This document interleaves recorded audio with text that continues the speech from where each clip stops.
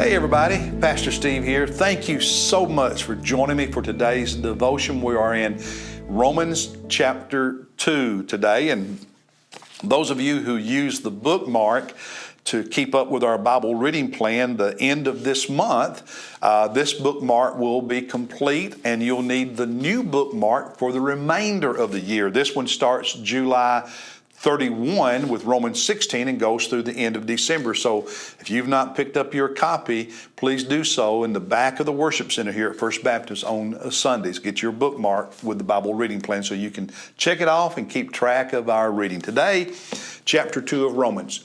Chapter 1, which we looked at yesterday, Paul establishes the sinfulness of the Gentile world. In Romans chapter 2, he establishes the sinfulness of the Jewish people, those who have circumcision, those who have the law. And he says in this chapter that the Jewish people, are guilty of the same sins as the Gentiles, doing the things that the law condemns. Look at starting at verse 1 of chapter 2. He said, "Therefore you have no excuse, every one of you who passes judgment. For in that which you judge another, you condemn yourself." Why?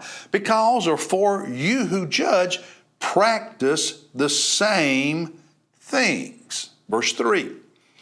"Do you suppose this, O man, when you pass judgment on those who practice such things and do the same yourself?" You're judging it, but you really are guilty yourself, "that you will escape the judgment of God?" What things? Well, what he talked about at the end of chapter 1 that we read and talked about yesterday. What spoke to my heart was verses 21 and following. Verse 21, he says, "You therefore who teach another, do you not teach yourself? You who preach that one shall not steal, do you steal? You who say that one should not commit adultery, do you commit adultery? You who abhor idols, do you rob temples?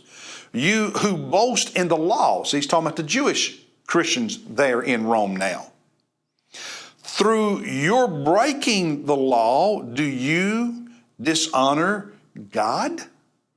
Verse 24, "For the name of God is blasphemed among the Gentiles because of you." It's interesting in this passage. The Jews were confident that they were spiritually okay, that they were right with God because they had the law, they had circumcision, and they were biological or blood descendants of Abraham. So they thought they were all right, even if they weren't obeying the law. Even if they were doing some of the same sins that the Gentiles were doing. But hey, we are descendants of Abraham. We're biological descendants. We have the law.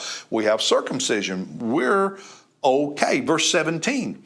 "But if you bear the name Jew and rely upon the law and boast in God," that's when he goes on to say, "But you're doing the same things?" No, it doesn't work. They weren't obeying it. And the result, he said in verse 24 that we read a moment ago, is that because of the inconsistency of what they claimed to be and how they actually lived, in verse 24, God was blasphemed among the Gentiles.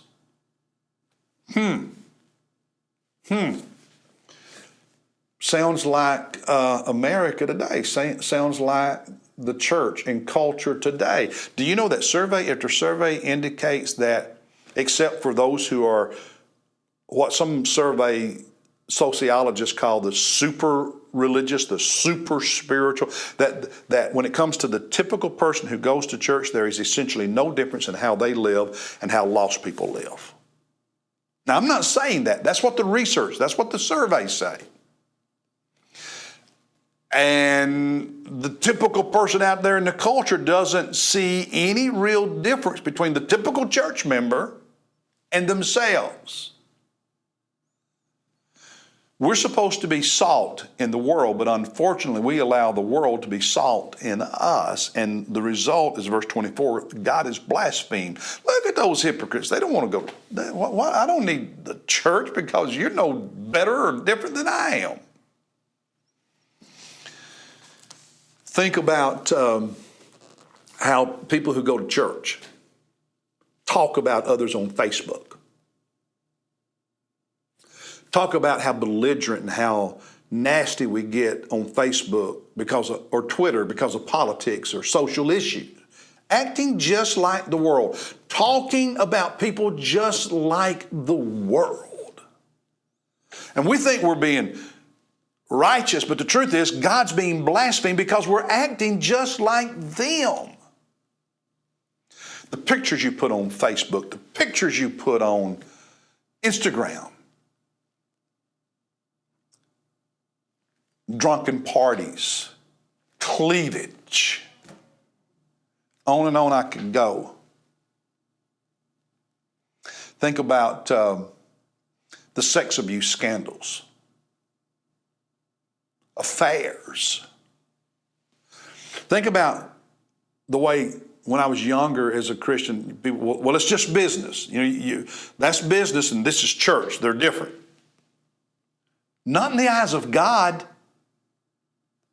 And none in the eyes of the lost people in this culture. And when we think that, hey, God doesn't have anything to do with my business and my integrity and my business practices, and the name of God is blasphemed because of it.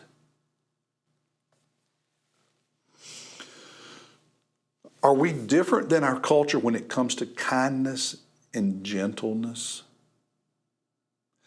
Different than our culture when it comes to gossip and slander? When I hear people who go to church out in a public setting, whether at a restaurant or a party or a ball game, talking badly about other Christians, talking badly about people, acting just like the world, and they don't think anything about it. And yet they're blaspheming God. They're causing the name of God to be dishonored in the culture when in those public places you act just like everybody else. You talk just like everybody else. And God sees it. Condemning the world's sin and ignoring our own, because like we said yesterday, we think those are really bad, but mine are not so bad, even though God puts them all in the same sin list. We need to pray that God protects us from temptations. We need to pray that God takes our hearts and makes them pure. That God takes our tongues and cuts out the gossip and the slander, the bitterness, the harsh attacks. That God takes our fingers so that what we type on Facebook or Instagram or Snapchat honors Jesus instead of reading like, looking like, sounding like the culture itself and how they talk about people. Well, that's enough preaching for today, the devotion. But examine your social media. Examine your speech. Examine your words. Examine them. Because the world is.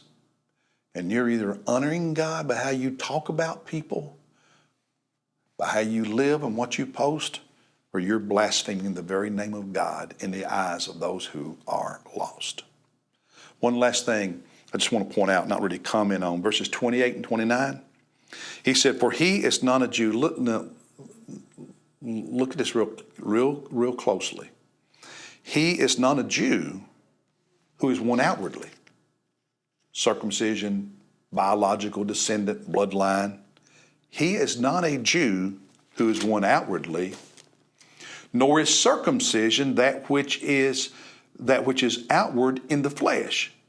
But he is a Jew who is one inwardly. And circumcision is that which is of the heart, by the Spirit, not by the letter of the law. But his praise is not from men, but from God. Now that's going to become important as we make our way through Romans, because you're going to discover that Paul makes it clear that the true descendants of Abraham are not biological. Yeah, he has biological descendants.